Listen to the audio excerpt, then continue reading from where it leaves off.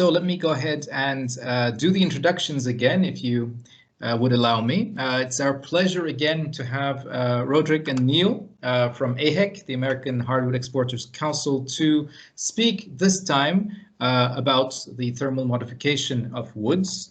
It will be Neil speaking again, and just to, cross our T's and dot our I's, I would like to do the introductions again, just in case for people who hadn't been here perhaps last time. So Roderick Wiles is the AHEC Regional Director for Africa, Middle East, South Asia, and Oceania, and he has worked with the American Hardwood Export Council, AHEC, since 1999, running a cross-regional campaign to raise awareness and knowledge levels of American hardwood products. In recent years, this work has involved high-profile collaborations with leading architects, furniture and interior designers in Africa, the Middle East, India, and Australasia. Roderick is an expert on American hardwoods, and he speaks regularly to architects and designers, as well as furniture manufacturers, about the different species available from the forests of the United States. Their legality, sustainability, their properties, and their applications in architecture, furniture, and joinery. Over the past decade or so, he has delivered presentations on American hardwoods to hundreds of architects and students of architecture across the Middle East, India, Australia, and New Zealand. Neil Summers, he's a consultant to AHEC for technical issues, and he works with AHEC on technology development and research through his own consultancy, Timber Dimension. He graduated from Buckinghamshire College with a degree in timber technology, after which he went on to become a research assistant in the Department of Pure and Applied Biology at Imperial College, London. From there, he proceeded to work for Protim at Marlow before branching out into more commercial roles with the UK Osmose organization.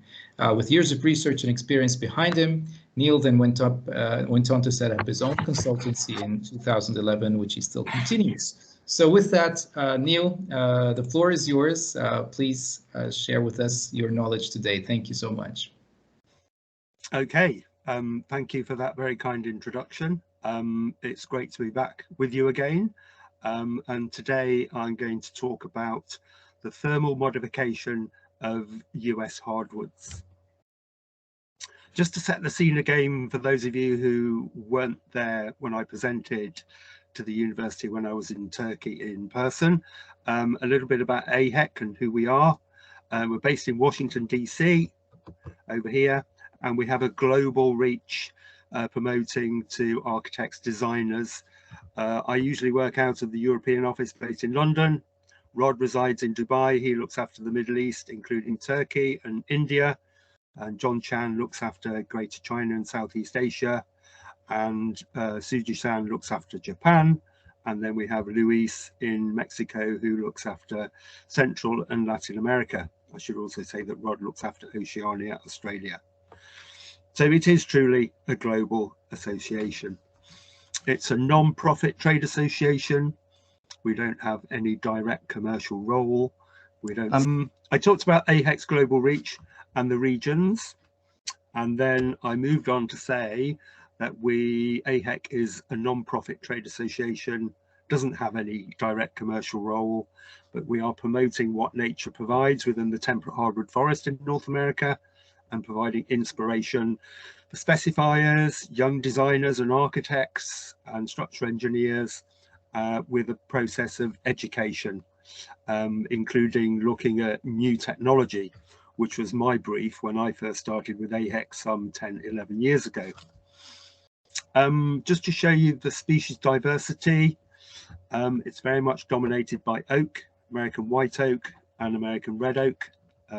Together they form around about a third of the temperate hardwood forest cover, followed by species such as hard maple, tulip wood, soft maple, and cherry, hickory, and walnut, which is only 1% of the hardwood forest.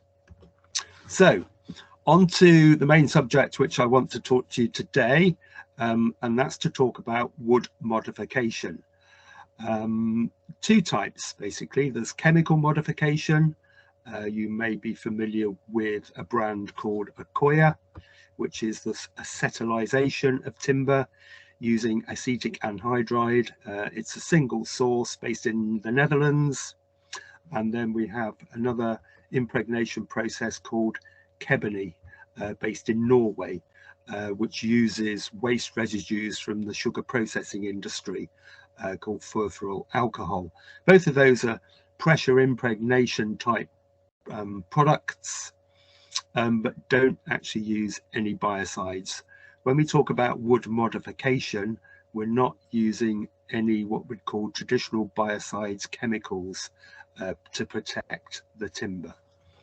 Then the main subject today is to talk about thermal modification, which is a more generic modification. There are lots of people doing it all over the world. The hub is based in Europe, and there are different brand names that you might or might not have heard. Thermowood is the main international brand. Cambia Wood is a brand based in North America. Thermery is a brand based from a thermal modification company based in Estonia. Nova Wood, a very big brand, worldwide brand based in Turkey. And then another brand, Viking Wood, based in Atlanta in North America. So that's the generic term for thermal wood modification. The estimated number of thermally modified kiln sites in Europe in 2022 is round about 140. It's difficult to judge. I used to attend regularly a thermal wood modification conference in Dresden, which was held every 2 years, which was a worldwide meeting of thermal modification producers, where we were able to obtain stats on production and the number of kilns that were about situated in Europe and also worldwide. But we haven't had this for about 4 years now. So this is an estimated number of sites, and this is sites with multiple kiln capacities. This is some statistics which I scanned from the Thermowood Association, which is an association which was set up in the early days of thermally modified wood production back in 2001, where the number of the volume of product that was produced was a little under 20,000 cubic meters.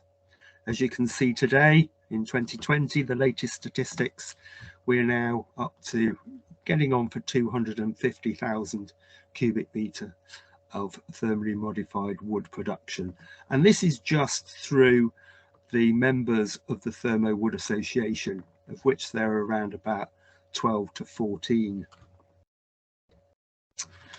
Just to touch on the species that are generally thermally modified, and you can see that the majority is pine and spruce. So around about 90%, 92% in fact, of the production from the Thermowood Association is softwoods, pine and spruce, with 8% others, various types of hardwood. The Thermowood process, in a sense, the commercial aspect of thermally modified timber, was designed by the Scandinavians, the Finns and the Swedes, to get more durability from their natural pine spruce forests and to make the timber more durable without the need for putting in biocidal chemicals. So that's how this process, the commercial process, was generated in the late 70s, early 80s. These are the members, the current members of the Thermowood Association. Big producers in Scandinavia, Stora Enso, Lunawood. Also, you'll see on here, there is 3 producers from Turkey. We have Nazwood down near Antalya, Nova Wood, and also Tan Timber. So 3 of the biggest producers of the Thermowood Association are based in Turkey. Also another company called Arin, they were members a few years ago, but are now no longer members. So this is the registered trademark of the Thermowood Association, which accounts for, I would say, round about 30 to 40% of the thermal modification volume produced in Europe. Just to go through what the process is, I hope you can see this. We have the temperature on the left hand side, the gradient going up, and the time in hours. So the thermowood process is essentially a very high intensity kiln schedule. The timber is already what we call kiln dried to around about 10, 12, 14%. And then it goes into what we call an oven or a kiln. And then the temperature is gradually raised through a series of gradients up to just over 200 degrees centigrade. So it's a very intense schedule that the timber is put through.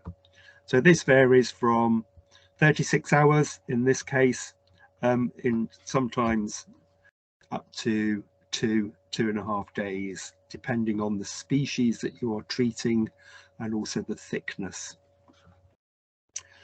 So that's the temperature range, the schedule of the thermowood process. The physical effects of the thermal modification process is to significantly reduce the moisture content of the timber to around about 4 to 6%. It alters the physical structure of the wood. It's changed, limiting the ability of the timber to absorb moisture. So this gives the timber more dimensional stability when the timber is in service, when it is in use.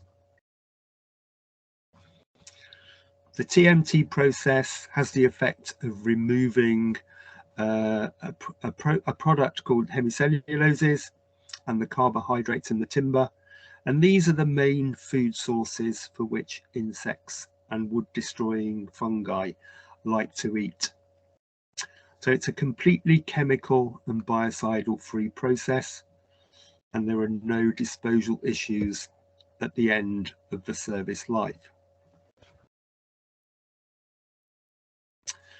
This is a typical Yartek kiln, what we call the old steam system. I should have said that because you are heating the timber to such a high temperature, the kiln process has to be with the absence of any oxygen in the system. Otherwise, there is a tendency for the timber to self-combust, which has happened on a few occasions. So this can either be done by introducing water into the oven, which produces steam, which removes the oxygen, or it can be done in a vacuum. This is a big, quite a large capacity kiln, 40 cubic meters, capable of taking a truckload of timber at a time. You have a double rail track this side, and then a rail track the other side. So the other track would be loaded, and then the track will come out here and the other one would go in. So this is quite a big kiln. We heard when we were in Turkey recently that a company in Turkey is putting in shortly to be a 70 cubic meter kiln capacity. These are on the largest side. When I mentioned earlier, around about 140 sites. Some have small kiln capacities, only 5 cubic meters. So anywhere between 5 cubic meters and 40 cubic meters is generally the rule for the size of kiln used for commercial operations. This is another type of kiln. This is in Atlanta, Georgia. This is a round vessel, so it applies a certain amount of pressure to the timber, which means that the timber does not need to be treated to such a high temperature, around about 170, 180 degrees centigrade, to get the same range of durability to the timber. So this is a sort of a more advanced method of treatment over this one. So there's 2 or 3 different types of different methods of achieving thermally modified timber: the steam kiln, a high pressure kiln, and also in a vacuum kiln. So which hardwoods are suitable for thermal modification? When I first joined AHEC, I only thought that thermal modification was the domain of softwoods. So it was my role to find methods of getting American hardwoods suitable for a more durable application for outside use, for uses such as decking, cladding, garden furniture. So that led me down the route at the time for thermal modification. And the most suitable timbers in the American hardwood forest are red oak, ash, which we see in the background here, tulip wood, soft maple, and yellow birch. And this was because in the temperate hardwood forest there are many different species, around about 20 commercial different species, but there isn't a timber that could be called truly very durable, similar to tropical timber species such as Ipe or Masranduba or even Iroko to use for exterior uses. The most durable timber is white oak, but that only has a durability rating of around about 2/3. So these 5 species were used to great effect on this infinity bench designed by Martino Gamper for the London Design Festival back in 2011. He used these 5 species to manufacture and design this striking outdoor bench. That's a close-up. Again, it shows there's different colours that can be achieved with the different species. You might say, well, it's a different shade of brown, but when they're all used together, it makes a lovely striking effect for that bench. Just a few more uses now, case studies where thermally modified timbers have been used. This is the Museum of European and Mediterranean Civilizations in Marseille, where on the top of the museum it's around about a 3,000 square meter deck, and this was all supplied from North America in thermally modified ash.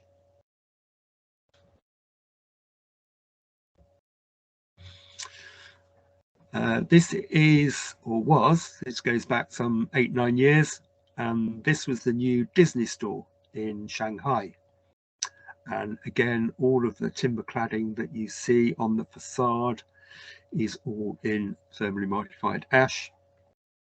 In this case, this was supplied by Thermery from Estonia.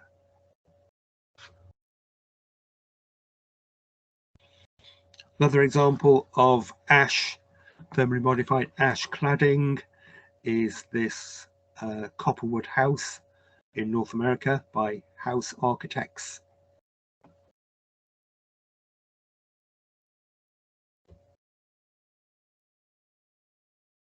So all of the timber cladding is all in thermally modified ash.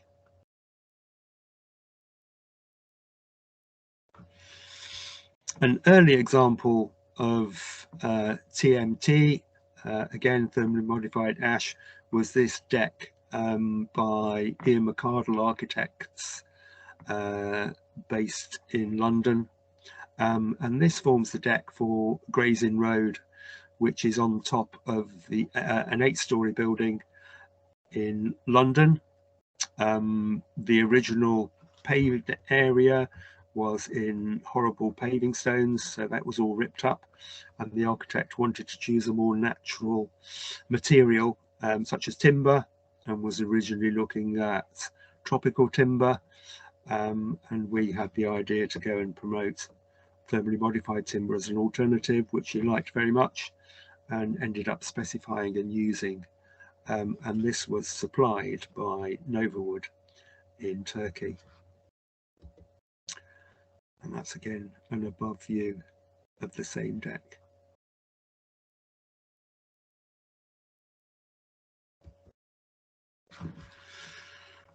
This is a bit closer to home. This is the Boss Stanley deck and footbridge in Izmir, again in thermally modified ash by the Izmir based designer Studio Evram Basbug. So all of this Bostanley footbridge, the footbridge, and also the deck area down by the Mediterranean is all in thermally modified ash, again supplied by Nova Wood. That's there in the sunset.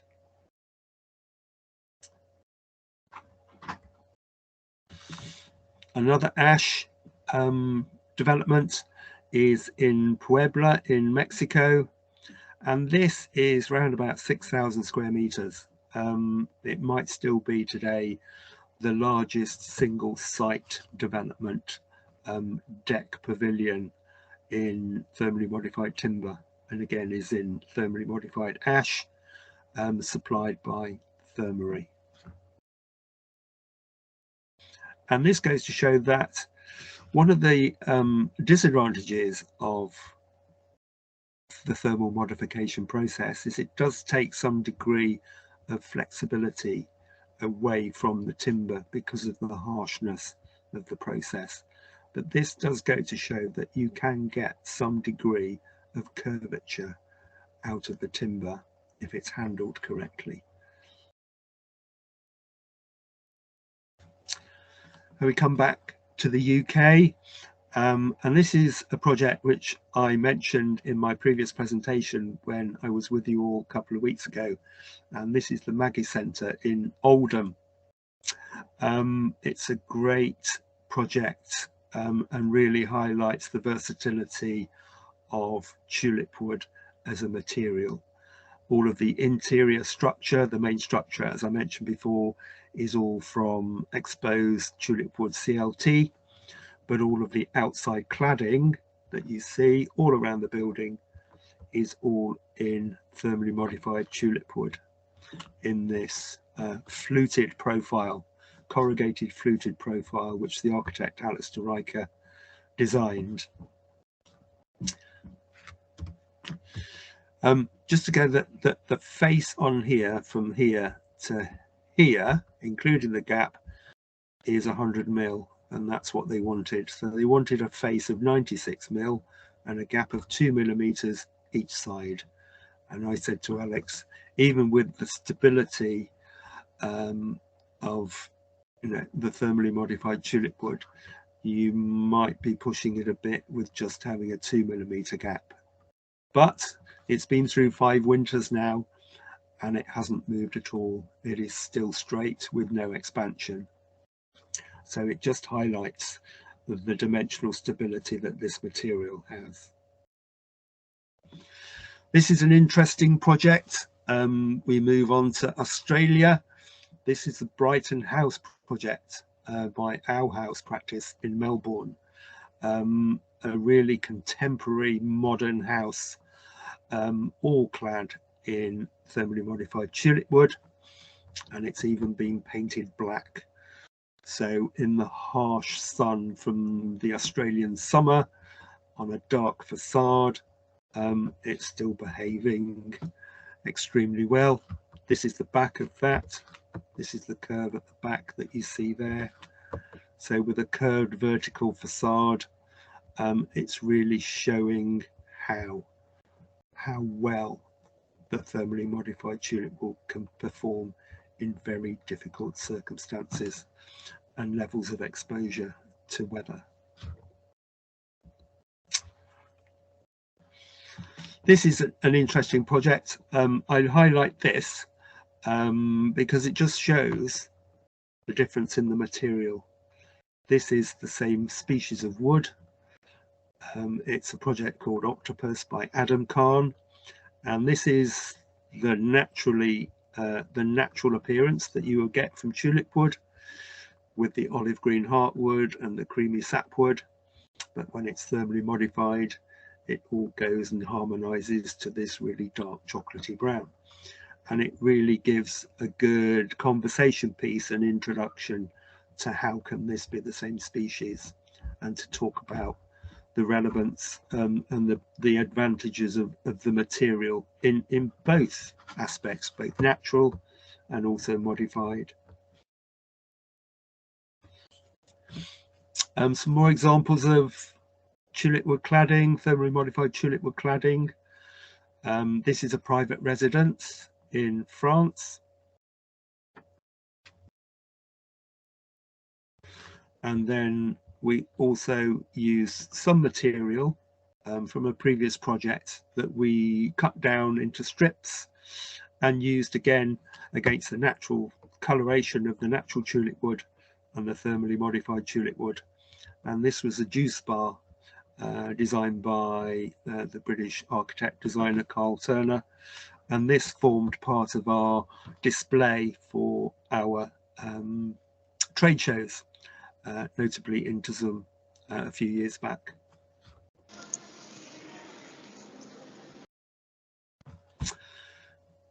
This is a very special project. This is Chisenhale project in East London, a Victorian school, and they wanted an outdoor playground sort of learning centre experience, and it was designed by AHEC architects in London, whose children go to the school. And it's a very simple but elegant design of a 20-metre long structure, and it's all made from thermally modified tulip wood slats, 20 by 50 millimeters, put together in a frame and then put together in a galvanized steel frame, which forms the main superstructure of the design. Underneath, these are thermally modified ash support deck joists, which you can see closer up there. There's a little bit of interest in, should you use thermally modified timber as support structures because of the tendency for a little bit of brittleness and structural reduction in strength because of the process. But because of the ash is so strong anyway as a timber, even with a 10-15% reduction in strength by the process, the structural engineer was more than happy to sign this off as a structural member. And it really is performing extremely well. The rigours of children playing, it's been up now for 6 years, and I regularly go back and take pictures to monitor how it's performing. There's a little bit of algal growth here and there, but that's to be expected from a natural material. But structurally, it's still proving to be extremely durable. And I'll show at the end of the presentation a little film of how it was all put together.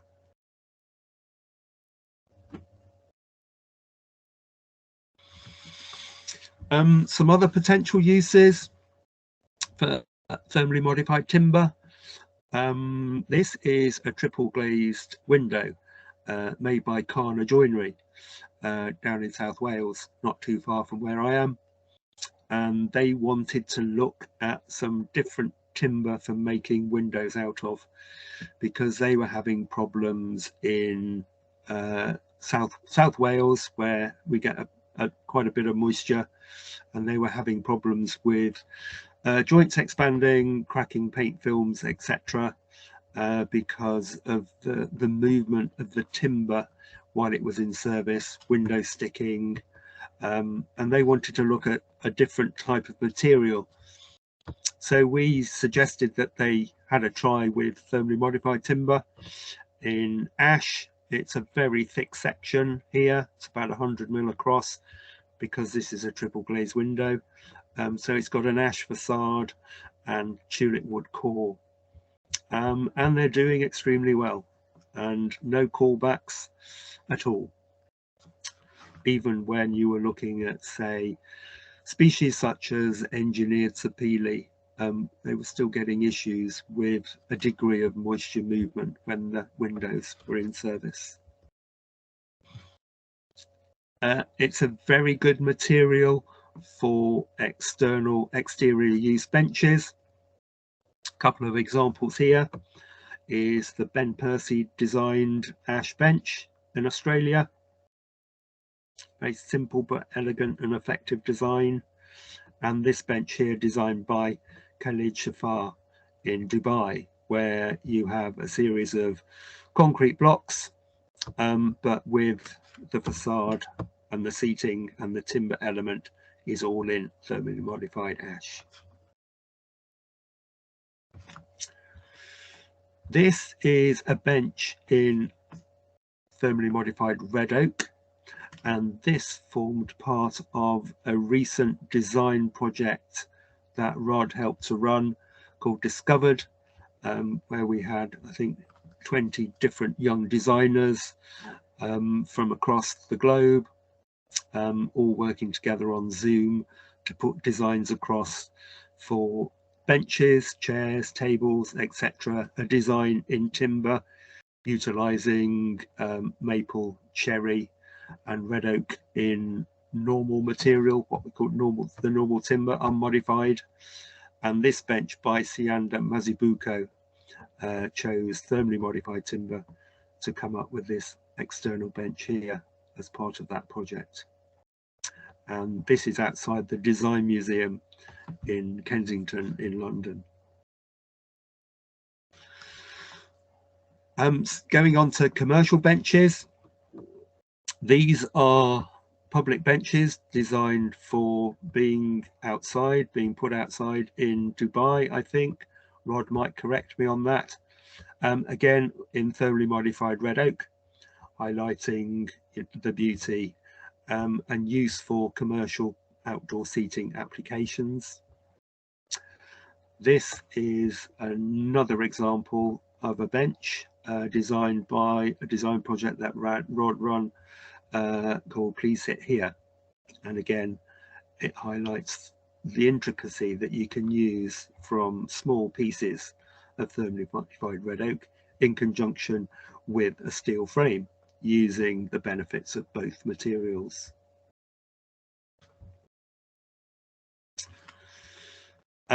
This is a very striking chair.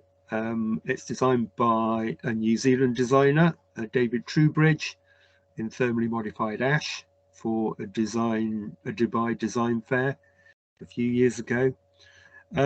Utilizing thermally modified ash in the way that it could be used because of structural constraints, because of the nature of the material and the slight reduction in bending strength, but utilizing it to its full capability to produce this very striking and award-winning chair in thermally modified ash.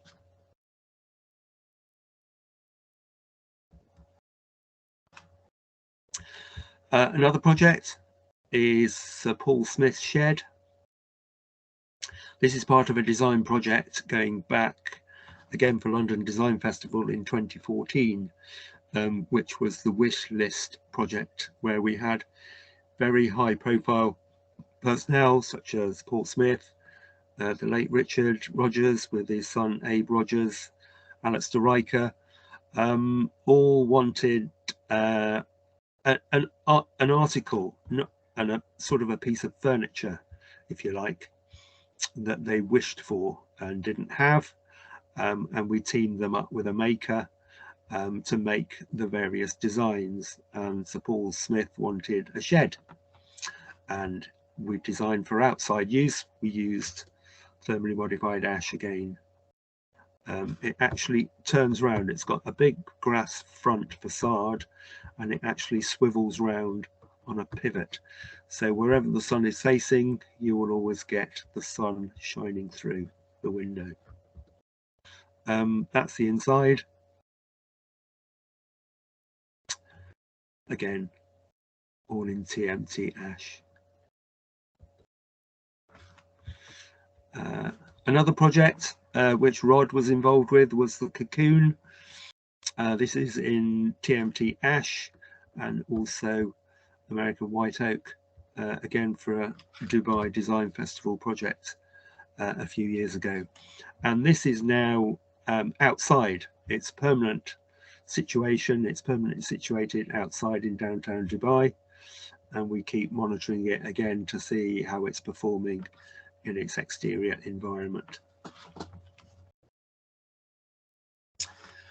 This is a fun example of TMT Tulip Wood. Again, for London Design Festival, this time back in 2018. We had a designer in North London, and he came on to us and he said he wanted to use some different type of timber for an external chair, external and basically internal. So we had some thermally modified tulip wood, and he was amazed by how well it machined and the profile that he could get from the timber.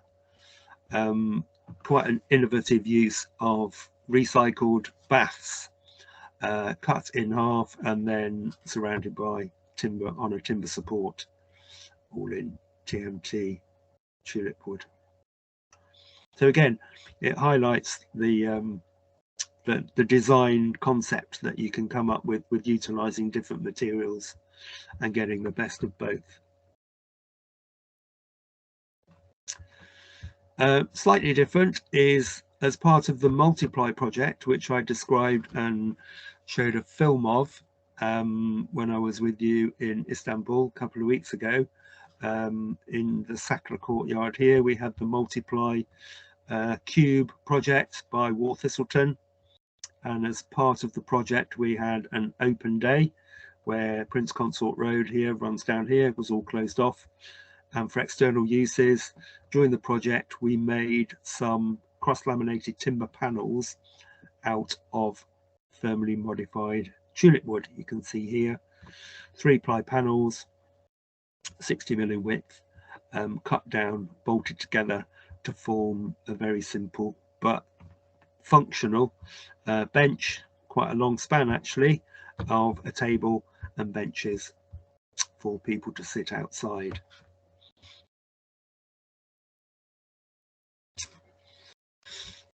This is a project in Barcelona in thermally modified tulip wood. All of the support structure triangles that you see here are all in TMT tulip wood, all interconnected. It's the Calida St. Pau project in Barcelona by the Morales Tagliabue EMBT studio. So this forms part of the superstructure for an outside seating area, but also the TMT tulip wood is also used for this external horizontal sort of brise soleil type material, which acts as a sunscreen shade but still actually lets the light in through the windows in quite thick section, sort of 2-inch, probably down to 40mm thick by 4 meters long or so.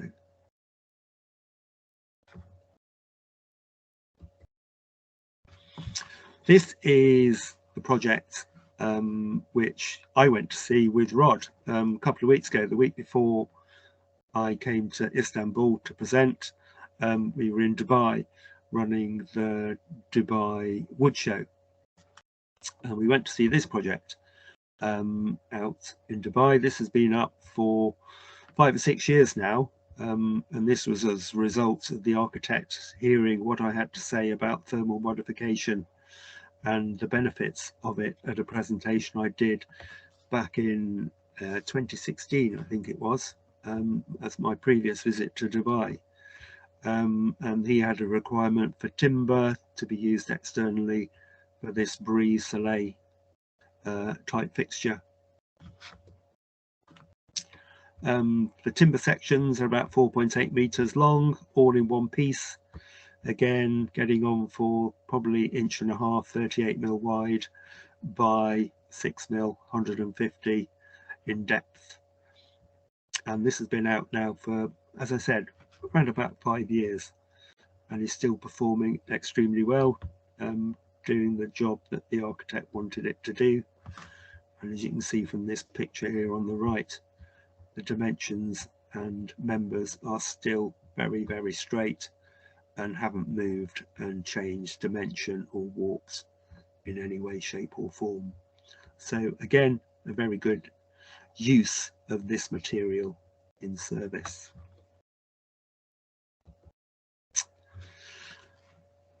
This is a TMT Ash Deck, and it shows that timber, if you don't put any sort of coating on it with any pigment to protect UV degradation, then timber will grey. And it just shows how universally grey and consistent the colour does come. No real patchiness, just a consistent silver grey weathering appearance of the timber.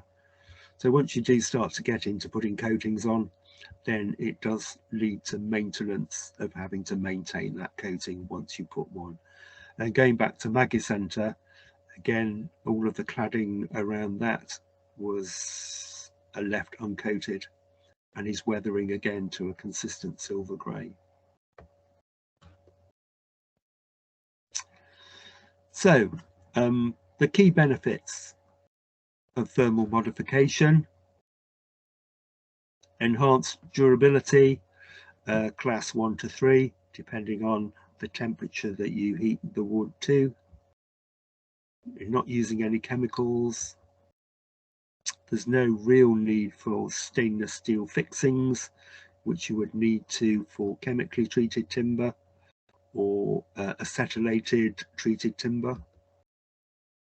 The timber does machine extremely well, very good machining properties, better thermal values, better than the unmodified equivalent, consistent colour all the way through, and no end-of-life timber disposal issues because you're not introducing any chemicals into the timber. So it can be disposed of or burnt at the end of its service life. There are disadvantages. It's not really available in section size greater than 50 millimeters because of the harshness of the treatment process.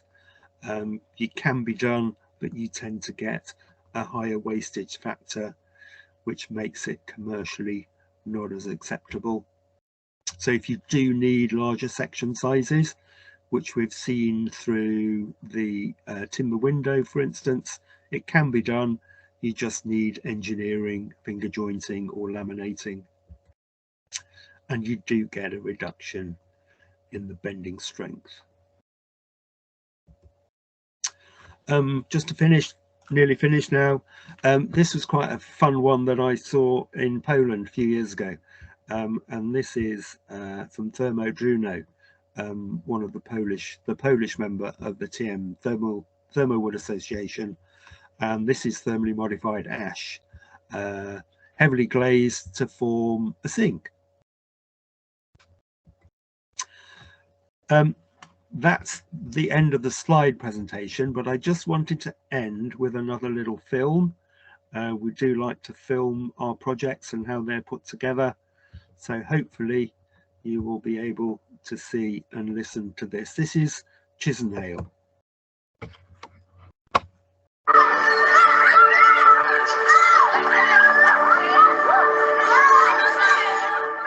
We have a very small playground, and we decided that we really needed something to make the playground more exciting. When the head teacher spoke to parents about getting involved in creating a new playground, I put my hand up and said I'd like to contribute some time and expertise to it, and I could bring a whole team of people who would like to work on it too. I was aware of the projects that AHEC had been involved with in the past, and we wanted to use timber here as part of the texture and feeling of the playground that children would come in contact with. But it's outside, and it's quite, I'd say it's quite a challenging environment for wood to be in. So I got in touch with AHEC to sort of help specify a technical product in a way that was suitable to this. And then the conversation of them getting involved and sponsoring the project developed out of that. We decided to get involved because of the collective energy that was very apparent from the beginning. The parents had come together and raised funds, and Asif had given his time with his team, and that just felt right for us. we sat down with various year groups in the school and ran workshops. All of the elements of the playground were drawn by at least one of those children. So through that process, the design evolved. There are two elements in the playground. On one hand, this soft landscape incorporating a hill, and the other is this timber box elevated. We called it a room on a hill. We are a carpentry outfit in Greenwich in South London, and as if and the team gave us a shout to see if we could help out with this project using timber as the main sort of panelling product in the structure. We hadn't used the thermo tulip before, we hadn't machined it, and we didn't know how it would weather and perform outside. We can take now these temperate hardwoods from America and from Europe, but you could never have used outside before.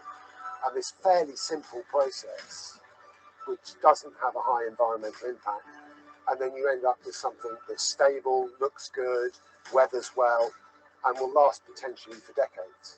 When I first handled the samples of wood, I was really excited about them because there's something very warm and friendly about them. We've got a Victorian building, which isn't always warm and friendly, and so bringing wood in made sense to us. We kind of had to make up a technique on the CNC machine, and so all of these different bands would be clamped together on the CNC, and we'd run all the different rebates. We make jigs to assemble them to make that really quick. We had to make like little clamps to like clamp each of the bits in between where they join up on the steel bits in the middle. But yeah, overall, like, we're really pleased. Like, tulip is a really good timber to use. It's definitely something we're gonna, use again, I'm sure. Without doubt, one of the most fun things that we've been involved in, to see those kids roar out of the doors today. What do you think of the playground now, Rumi? Much more better. Okay. Brilliant. It's really fun.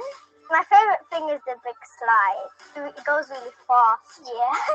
In the summer, we want to use it as an outdoor classroom, and we've still got hopes that maybe in the future we can extend it. I'm absolutely delighted with the finished project. I never believed it could be so successful. It's great for us.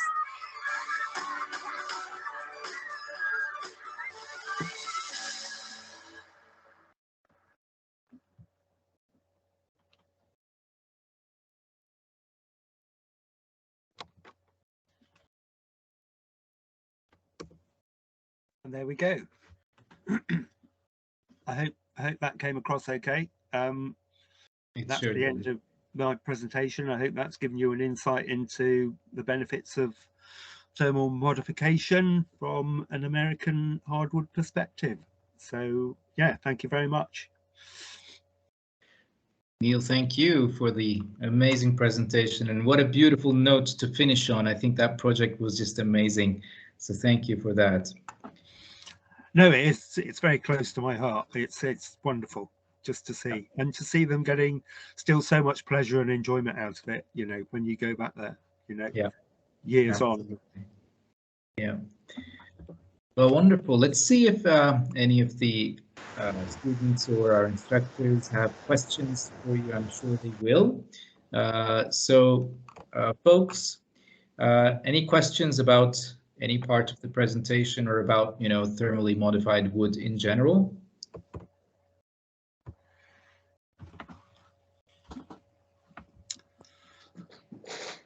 It's always difficult to get the first one out, right, Neil? Yes, wonderful. Somebody has it. Well, there we go. Please go ahead and ask. It's not related to architecture as much as industrial design, because last time we mentioned that wood is safe, and I've seen the example of the sink. So I'm just wondering, would it be possible to have it's a very far-fetched thing, a car out of thermal wood, or out of wood, and have the machineries and that work? I know it's a very weird question, but yeah. Can you? I missed some of that, unfortunately. Could you summarize that again? Sorry. Okay. No problem. I mean, is it possible to have an actual working car with the motor and everything out of certified wood? now, and then strongly glaze it, like with that sink example. Yes. Because so it's possible. It might be possible. Yes, it depends on the size of the members that you're looking at, because of the restriction in sort of section size. But you, as I said, you can laminate together, like that sink. That sink was all laminated together out of many pieces to put together, which was then highly lacquered, glazed, to make that demonstration. So yeah, it can be possible. There was an example which I didn't show, which I should have done, and that's the Thermery brand used thermally modified tulip wood for saunas, for the high intensity, damp, moisture, high temperature, high humidity for sauna benches. So it can withstand, that very harsh environment too. So yeah, all things are possible, really. Does that help? Okay, thank you. Yes, it helps. Thank you. Any more? I see there's 74 people there, sort of, so there must be somebody else that has some other questions.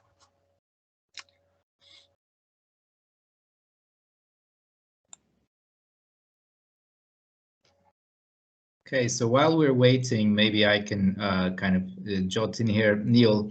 I'm really curious about the machinability. I mean, we did see that CNC is possible. It seems like thermally modified wood is it can be machined using regular carpentry tools. Yes. But does it actually get a bit harder? I mean, is there any difference to the physical properties of the wood due to the process? In some instances, it depends on the species. Ash sort of retains, when you look at Brinell hardness on the surface, that seems to retain its hardness, and may even, in fact, in some instances, the hardness increased a little bit. But say tulip wood, it tends to reduce it. So it depends on the species. That's why we wouldn't recommend, say, thermally modified tulip wood for a deck installation, because it's a bit too soft. But for facades, anything like that, then that's perfect. But for decking applications, then red oak, ash, and potentially soft maple, even hard maple. We're investigating the use of maple for yacht decks, as a substitute for teak, for instance, where using its wearability and durability for that particular application. Right, and it probably would be more cost effective than teak, I would assume. Yes, it is. Okay, awesome, wonderful. I'm actually surprised to hear that some species would get kind of softer in terms of Brinell hardness. I always thought for some reason that the process would make them all universally more hard and durable, but apparently that's not the case. It doesn't appear to be the case, no. Another species that has been used, but again, you get quite a bit of wastage, and you have to play around with the cycle, because again, like with conventional kiln schedules, they're a little bit different for the different species. And the guys in Estonia tried hickory, which is quite dense anyway, but that looks absolutely amazing for flooring. But again, it's quite a tricky one to use. Okay, wonderful. Well, great. Let's see if there are any other questions. So folks, any other questions? Anything you're interested to hear about, please go ahead. Maybe I can just say something at this point. One of the main reasons why we've been so interested in exploring the capabilities of American hardwoods with thermal modification is because, well, first of all, because then you can take a non-durable species and use it in an exterior application, of course. So you're potentially, creating a whole new market opportunity for American hardwoods. Of course, that's very important. But at the same time, we know where American hardwoods come from. We know that they're legal. We know that they're sustainably managed. So if you can use a thermally modified American hardwood instead of a tropical species, which is naturally durable, about which we don't know so much in terms of its legality and sustainability, then that is also a good thing. You know, whether you're thermally modifying ash or just using natural ash, it's still ash and it's still coming from the US hardwood forest. You can't always be sure. In fact, you can rarely be sure about the true origin and legality of some of the tropical species that are used in outdoor applications. I think that's a very important point, Roderick. Thank you for that. Absolutely. Yeah, nice one.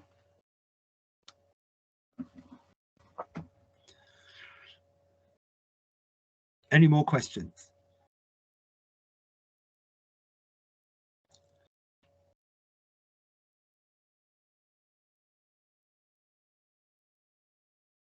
Okay, doesn't seem to be. Well, let's give it just a few more minutes if it's okay with you. Maybe something will come up and our students. Yeah. No, I'm here. I mean, we had plenty of time scheduled, so Wonderful. it's always difficult again to know how to pitch it and what to include and what to put in, and so I think that gave you a good indication of the flexibility and variation of the different sort of types of projects and applications that you can use this material for. So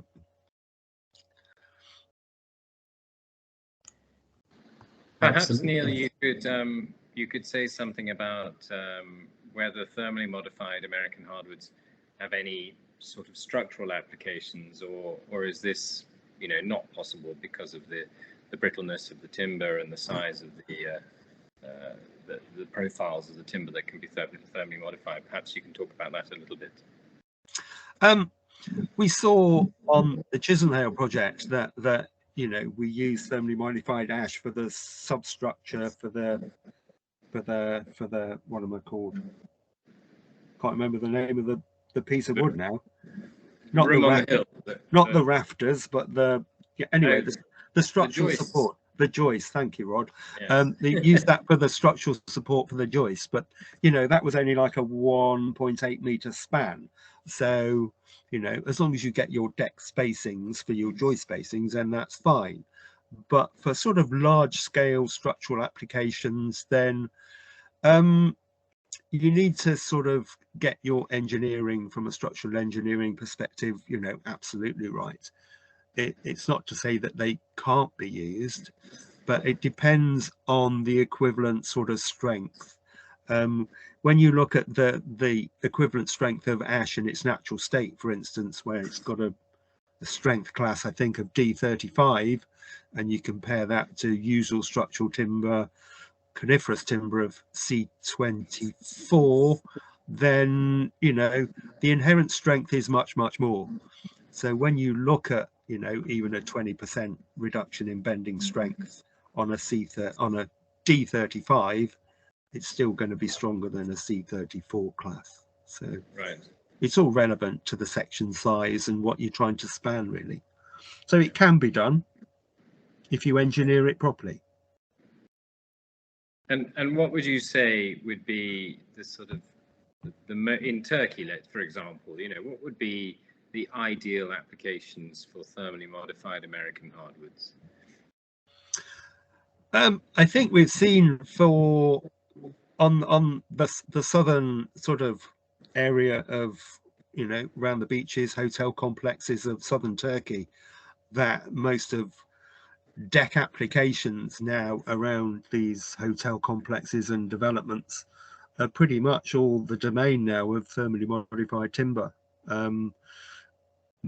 hardwoods and softwoods, you know, supplied by companies like Novawood, like Tan Timber, like Naswood.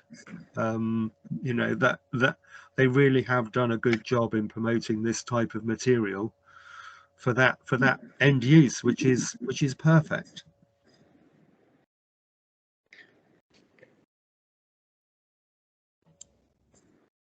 Actually, I have a question.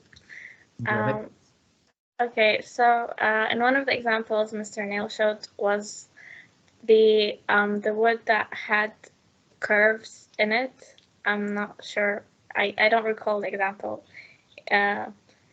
exactly, but like, would that mean that it's possible to have like a staircase that is made out of bent wood, like we have like bent steel? Yes, that when I first saw that development, and it is a massive area, it's about 6,000 square meters, some of which is curved. You do need to be careful to what level of curvature you want to apply to it and what stress level.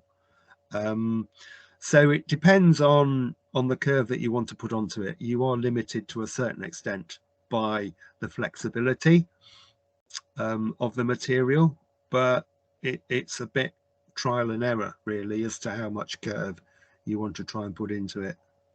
That's my only comment I can say on that, I'm afraid. So it doesn't really answer your question. So it is possible to a certain degree, yes. So how can you determine, is there like, are there written data, or like you said, you just try to see how far it could go? There's no written published data elements as far as I'm aware. I could try and speak to Thermary, who are the producers of the material, and see what the brief was for that particular project and to what curvature they might have tested it to fit the brief for the project.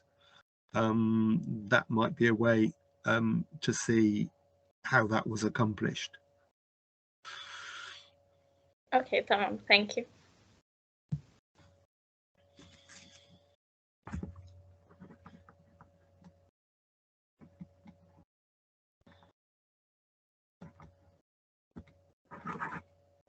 So wondering if there are any other questions, folks.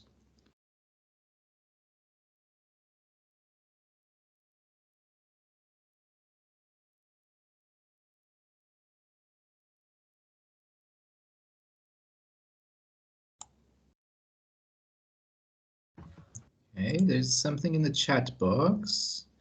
Zulfikar, one of our students, wants to thank for the presentation. Doesn't have a question, but he's thanking you. Thank you again for the opportunity to come and talk to you. So yes, Absolutely. more than delighted. Yes. I actually have another question, if that's okay. Yes, please do. Okay, so it's kind of like based on a picture, so can I send the picture in the chat box? Because I have a question about the wood itself. Let's do a screen share, Dalia. So I'm going to make you a presenter. You can share your screen. Just 1 second, please. Okay. Okay, so you can share your screen now. All right. So yes, would this be like thermally modified wood, like this example? Oh wow. Okay. You're looking at. You know what? I actually know that project. You know that, do you? Yeah, it's in Mumbai in India, and it's not thermally modified. In fact, I'm not actually sure how it was constructed or what timber it is, but I know this image and a little bit about it. But the question, I suppose, is would it be possible, Neil? Yes, like how is it constructed, actually, I think is the question. I have no idea what's supporting this corner here. I really don't know there. On that thin section, because it doesn't look it doesn't look deep. I would suspect possibly not, unless that bit there was strengthened on that. So without knowing what the actual section size, you would probably have to increase the section size to get anywhere near the strength required to support that. So like, okay. So I would say not. Not. All right. So it's made out of normal wood. I'm just like wondering how they did that curve, and like it's kind of, it seems to be, I don't know, connected to the upper side. I think this is a clearer example. Okay. Yeah, this is like suspended, so I don't quite know how they've achieved that. Okay. I can't remember any more details about that, but I have a feeling that it's not solid wood. It's actually steel or concrete sort of wrapped in wood veneer. Yes, I can see why that would be possible. Okay, thank you. No, thanks for that. No, interesting question. No, incredible.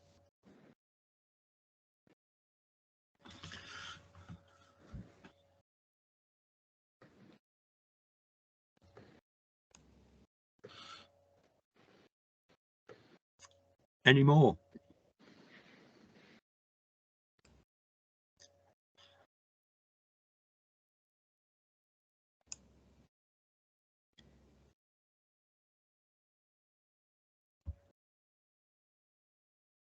I guess that seems to be about it. So unless Neil or Roderick, unless you have a few more words to say, we can, I think, wrap it up. I'm sorry. I'm sorry to interfere. I might have missed the first 5 minutes. You might have talked about hardwood, but you mainly talked about softwood. But do they treat the wood, hardwood, thermally, or what's the procedure about hardwood, or it's not applicable on hardwood? That was all about hardwoods. I'm sorry. All of the species I talked about was with reference to hardwoods, North American hardwoods. Okay, I know oak is hardwood, and tulip wood. It's a new term for me.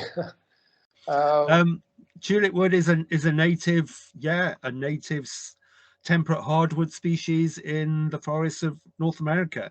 It used to be in Europe, but got wiped out by the Ice Age. There are still a few trees dotted around in tree collections, but it is a native hardwood of the North American temperate hardwood forest. Yeah. You might have referred to it in America. They call it yellow poplar. But we try and educate them and call it tulip wood to differentiate it from European poplar, because it's a completely different type of tree and it's not actually a poplar. So, but as far as I know, poplar is one of the softest types of wood. So that's why I was probably confused. Poplar is quite soft. Tulip wood is soft when you compare it to other species like maple or oak. That's why we wouldn't recommend it for like a decking application, but for like a facade, for anything like that, that's not going to have, heavy footwear or traffic that's going to be on it, then it's a really good material to use and thermally modifies really, really well. Thank you. Thank you.